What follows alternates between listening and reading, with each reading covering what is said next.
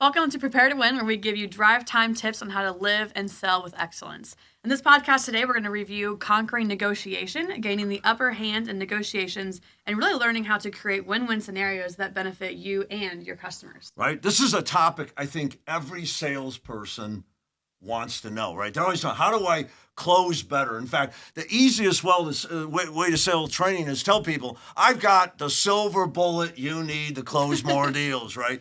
And I'm going to tell you, it's bigger than that. And we're talking about character integrity, we're talking about earning the right, not just to sell a car, but create excited, loyal, lifetime customer. Today, we're going to talk about proper negotiations. Now, we have several of these podcasts to talk about negotiating tips. Today, we're going to take a high view of conquering negotiation, really start in your mind, what does it take to set up a win-win scenario, right?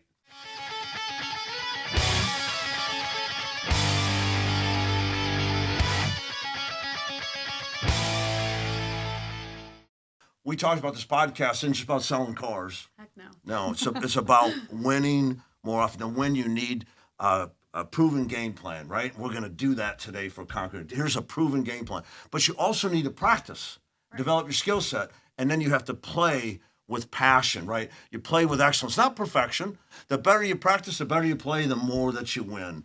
And we said winning isn't just about selling cars, making money. It's about creating excited, loyal, lifetime customers. And it's about building a healthy pride. And that goes beyond just today's professional automotive salespeople, doesn't it? Oh, yeah. Everybody can win. So Yeah.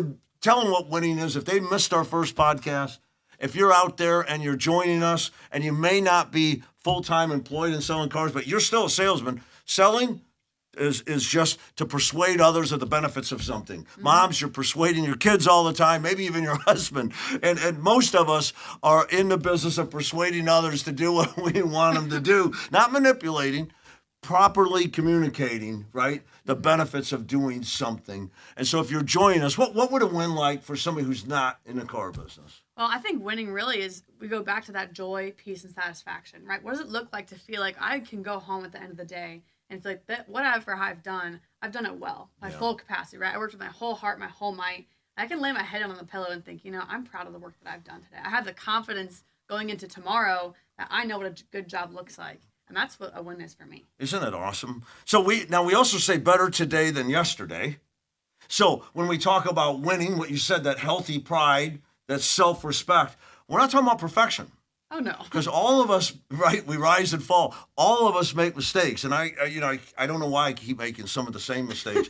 But it's not about not making mistakes. It's not living in them.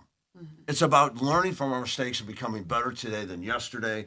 I only learn back to learn, not to penalize or right, not to downgrade myself, not to think wrong about myself, not to feel bad about what I've done, but say, you know what, I wish I hadn't done that. Today, I'm not gonna. Better today than yesterday. So winning, a healthy pride, and that's all the way around. So let's talk about closing and negotiating. How do most customers feel about this? How do most salesmen feel about it, right? Not great. No, nobody likes it. So why do we keep doing it the same way? So I'm gonna tell you something. We don't know what came first, the chicken or the egg. And is it the scheming salesperson or the lying buyer? I don't know. Solomon 3,000 years ago said, it's no good, says the buyer, then goes and boasts about the purchase. And I'd be honest, when I buy something, I normally white lie. I use my wife. My wife is not going to let me write. And that's just the tool that we use to make sure we don't pay too much. I'm not mad at my customers. I'm not mad. But we do want to come together and say, what does win-win look like? Right. How do we, as salespeople, conquer negotiation? How do we remove the fear that comes with it? And how do we make it comfortable for our buyer to say yes? Isn't that conquering negotiation? I think so. Okay. Absolutely. Win-win. How do we win? We sell the car. We make a fair profit. How does the buyer win? They get the car they want, and they got expert help, not just during the sale, but they can count on it after the sale, right? Mm-hmm. They get the car that's going to change their life. People buy lifestyles, not cars. The car represents the lifestyle. So this really is win-win. And if you're a sales consultant or a sales manager, professional in your automotive industry, you really have the responsibility to do this well. Because if you don't, your customer's going to leave out without the car they wanted. Now, we think we're sadder that they left without the car, but the truth of the matter is, who really loses when they come to get a new life and they leave without it? Right. When they come to get that car, they've been online for 3, 4, 5 weeks, who knows how long. That's going to fit their new life, and they leave without it. When we fail to do our job well, it hurts everybody, right? It does. It really does. Okay, so let's kind of frame this up. You know about the sales process, and we call the sales process what? The ultimate closing tool. Right. So why? Why do we do that? Because if we want to frame negotiations, we need the process before, don't we? Right. And I think you're exactly right. We need the whole process to close the deal, right? I have to earn the right to ask my customer to buy. I have to earn the right to play the game to negotiate. Right. If they're not committed buyer, why do I expect them to take my first pencil? Right. And so it all goes back to this. The whole idea of our sales process is not just to sell the car, but really create that relationship and trust with our customer. Right. That's our foundation. If I don't have the foundation of what that looks like, do I know my customer? Do I know what they want? Do I know why they want it? Do I know who they are? If I know those 3 things, I can create that relationship. I'm gonna commit that. So the first part of that sales process really is, and here's our points for today, conquering negotiation. You need relationship and trust. Absolutely. If only there was a way to teach you how to learn how to build relationship. If only. The dealership playbook has all that training, right? We show you how to welcome a buyer, make them feel comfortable, connect and lead in a way that makes them, you know what, this person understands me. This person knows me. I feel like this person can help me. So relationship and trust, is that critical to closing and negotiating a car deal? So critical. You're going to listen to somebody you don't trust? No way. So you have to like them to trust them. And so we're going to build that relationship. That's the first one. Now, you mentioned the sales process as it continues. Now we're talking about value, right? So we're going to build value in what we do, so it builds value in us, but also in the car and the pricing. Talk about that. Yeah, so we, of course, we want to create the value and also desire, right? Value and desire are 2 different things. I want to value it and desire and to create that bond that's hard to break. Ultimately, it's going to get me that commitment of them saying, hey, can I please take this thing home today? Right? And the way we go about that is huge. So I got to not only show them the vehicle, but say, hey, you know what? This is how it's going to fit in your life and make your life better. Nice. We know that buying a car is not really a logical decision most of the time. Really, it's an emotional decision. We've got to create that emotional decision and create that bond that's hard to break. How can I tie their lifestyle to this car where they say, if I leave without this car, my life might suck? Right, that's right. That's it, isn't it? So people don't, there's only what you said was, it's emotion, not logic. All buying decisions are 80% emotion, 20% logic. That's so true. And our process, like the exploration step, some of you might have learned walk around, but really the walk around is how we do it. Explore is where we explore the features and talk about how that's going to affect their life, how their family, their work, their play, how it fits in it, right? So you're talking about building that desire and value in that car as it's going to make their life, but that's part of that process, isn't it? Absolutely. So the sales process is so important because it keeps us on track to build value and desire and make sure they feel like this is the right car. They've got 4 questions to answer. What should I buy? Where should I buy it? When should I buy it? How much should I pay? Right. And if they don't know, I'm not sure if this is the right car. How low can you go? Right? And then nobody's satisfied then, right? So the sales process, ultimate closing tool, builds value and desire and commitment. Not only does it build relationship, tip 1, tip 2, we need value, desire, and a commitment. Let's talk about resetting expectations. Oh, gosh. Right? So I don't know about you, but whenever I go to do something, I'm going to sell one of my guitars online. Oh, this is in mint condition. I should get Don't we all want more for our stuff than the market says it's worth? We totally do. Okay. So our process, does it give them the opportunity to reset their expectations on, how about trade? Yes. Yeah. We have a step called the silent appraisal, where of course we're going to walk around that car with them and really look at it from a different perspective, right? We're not going to do this in the old ways by making them feel bad about it. Wow, you've got some scratches. Wow, you have crappy tires. We're going to do it in a way that creates that relationship and builds on it.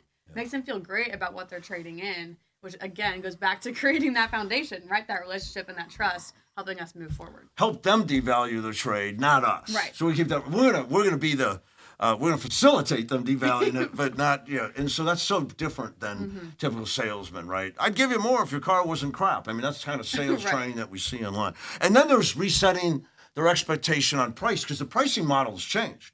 If you don't know that, people, buyers, customers, people that aren't selling cars, and people who are selling cars, a lot of people don't know that the internet has changed everything. We don't have time to get into that, but the marketing, the pricing on cars has changed. Now that there's 300 or 400 models, back when I started selling cars, there was 50 or 60, competition is fierce, so the pricing model on the window has changed. There's not as much markup, is there? No. And the used cars, oh my gosh, with the onset of V-Auto and internet, people are online looking for car and pricing. So dealers are pricing the cars aggressively, right? We call it competitively low, but aggressively online. But a lot of buyers don't know it. So we have a step in the process called the value story. Value story. Do we tell them how it works? We absolutely do. Transparency is key, yes. right? I want to make sure that I have that full trust. And to do that, I have to be transparent. I can't tell those white lies. It's perfect. And then, of course, if you want to conquer negotiation, you want to earn the right. You want to have this relationship and trust. You want to see the buyer says, yes,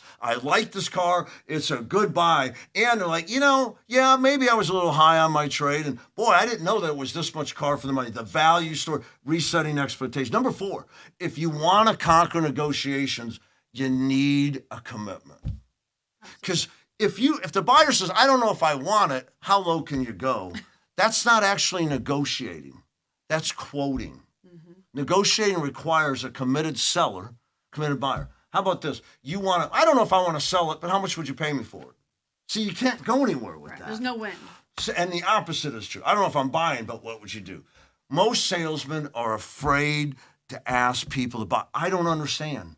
So we built into our sales process, the ultimate closing tool, a commitment stage called the trial close. My favorite step, by the way. Right? And we don't have time to go through that today.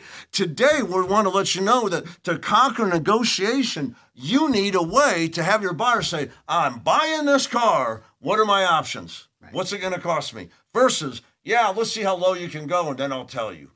Most salesmen wait to put the numbers down to ask them to buy, and that's wrong, isn't it?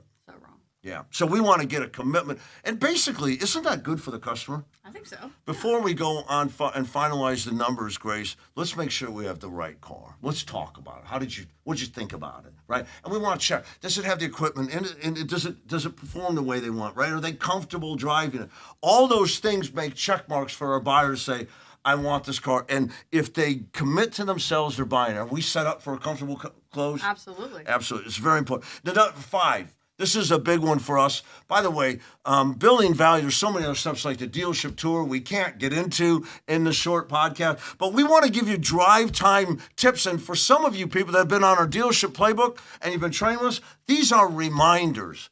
Are you serving your customer with your whole heart and whole might? Because if you're not using your sales process, you're shortcutting them and you're shortcutting yourself, aren't you?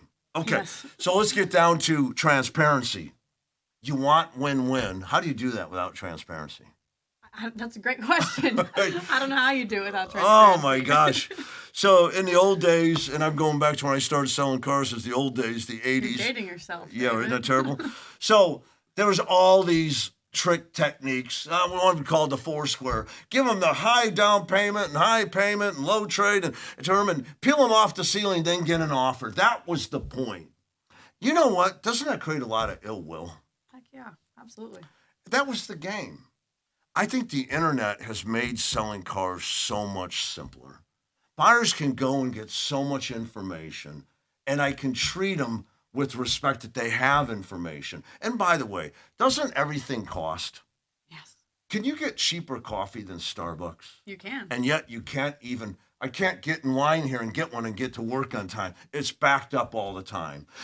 People are paying $5 for a 25-cent cup of coffee, or the same basic cup of coffee they can get for $1 at McDonald's. McDonald's has great coffee, by the way. But the truth is, we pay for what we value. Isn't it true? It's true. So it's really not about price. It's about value. And value goes way beyond price or trade or payment. It goes to experience. right? It goes to trust. It goes to what am I getting for my money, right? And I don't know anybody that wouldn't tip higher for good service, right? So transparency is one way we do it. I like to show the buyer all the numbers as if they've already bought the car. And if you haven't learned how to do that, join us on our dealership playbook. We show you exactly how to present the deal as if it's already done and double your first pencil closes by using these techniques, right? All right, the last one we have time for today is when the buyer starts talking about price, negotiating, we always go to value. Most salesmen, the buyer, we hit them here, the buyer goes lower. What if I could meet you in the middle, right? And there's all these crappy negotiate. If I could, would you? How'd you come up with that? Let me talk to my man. All these terrible things that come from untrained. I used all those things my first year selling cars. I made a lot of money selling cars. I didn't know I was doing everything wrong. Once I learned the proper way to talk value and not price, the proper way to negotiate a car deal, my income went way up. My customers were happier. I was happier. So we're talking about framing, conquering negotiation, framing an offer that creates win-win is so much more than closing, lines that close things. It's really about making the customer feel comfortable. I really want the customer to feel like they've made a decision, not me. In fact, our trial close, Grace, sounds like we found the right car. If I work out the whole financial package, are you wanting to drive your new Jeep home today? I sure do. There's no pressure, and there's tremendous power in that when it's coupled with the sales process. So we are going to talk in future podcasts about how to present the numbers, about how to handle, I want more for my trade, about how to handle that payment, I can't afford that payment, about down payment. We're going to talk specific tips and techniques for today's internet-driven marketplace, not for the 1980s or 1990s. Things are different today, and you got to be better today. We're going to do that. But today we wanted to frame the total negotiation process. You can conquer it if you have these 6 things. So relationship and trust, right? All comes from the sales process. We talked about value, desire, right? We talked about resetting expectations. We talked about gaining commitment. We talked about transparency. And we talked about during negotiation, always remind the buyer of what they're getting, why they're here, and why they want it. In other words, the value it's bringing to their life, right? One thing you tell me, Dave, that has stuck with me is when focus on price is high, focus on value is low, and vice versa. Such a great thing to keep in mind as we're going into this negotiation, and as our people following our podcast are thinking the same thing. And if they're focused fully on price, what do we have with value? Right. How can I bring value back on the table and make that the sole focus? Isn't that right? So today, we hope you've learned something about this. And listen, if you're not selling cars, we want you to know, be a good customer, right? And that doesn't mean lay down for help your salesperson be better than they are. You know what? When we go out there and we focus on other people, we seem to benefit, don't we? So I try to, when I'm out buying something, I try to be a good customer. I won't pay more than I have to. But I do want to be a good customer and have it be a win-win experience because, heck, I might need them again, right? So it's kind of selfish, but I don't want to be a good customer. And if you're a sales professional and you're closing deals and you haven't had the training to do it with excellence, get the training. If you've had the training and you're not using it, use the training. If you've learned what to do and why to do it and how to do it, especially from the dealership playbook, which is a customer experience, team member experience, salesperson experience, it's driven to create satisfaction, and you're not practicing it, shame on you. We've already talked about the proven road to success is a game plan and it's preparation. You can't play with excellence if you don't prepare with excellence. Isn't that true? I agree. That's what this podcast's about. We're talking about preparing daily tips, right, on living and selling with excellence so that we can become more. We will get more, but our goal is to become more. As we become more of a benefit to other people, right? And when we're more of a benefit to other people, we have a healthy pride. Healthy pride naturally creates joy, peace, and satisfaction, and the cycle continues. That joy, peace, and satisfaction drives me to be better today than I was yesterday. It's so Beautiful great, right? thing. Hey, thank you again for joining us. We really appreciate your time. Time is so valuable. we always say you can make more money, but you can't make more time. So you choosing to spend it with us. Thank you so much. We trust it was a benefit to you. And if so, we'd love to see you come back and seek excellence with us. Please follow us or subscribe, whatever podcast you normally use. We might be on YouTube. If it's been a benefit to you, please share it with a friend. We'd love to hear your comments. Even if you found something that was a benefit to you, we call that a win. Shoot a video about it. We would love that and appreciate that. Now, we're going to keep moving forward, and next podcast is going to be kind of build right off today. Absolutely. Today, we're really talking about conquering negotiating at this level. These are the principles and how the sales process helps you achieve those principles, right? Next podcast is really going to be kind of getting down to the nitty gritty. Talk about that, Grace. Yeah, so next podcast we've got navigating price objections, discovering proven strategies to handle price objections effectively and close the deal without compromising profit margins. Okay, so we're going to talk about specific, right? There are 3 types of objection, price, postponement, and product, right? Mm-hmm. We're going to talk about the price ones, which typically comes to us in 3 forms, trade, payment, or actual price, right? Mm-hmm. And strategies for overcoming those. It's going to be a great podcast. You're going to learn a lot from it. So until next time, listen, be better today than yesterday, right? Seek excellence and impact your world.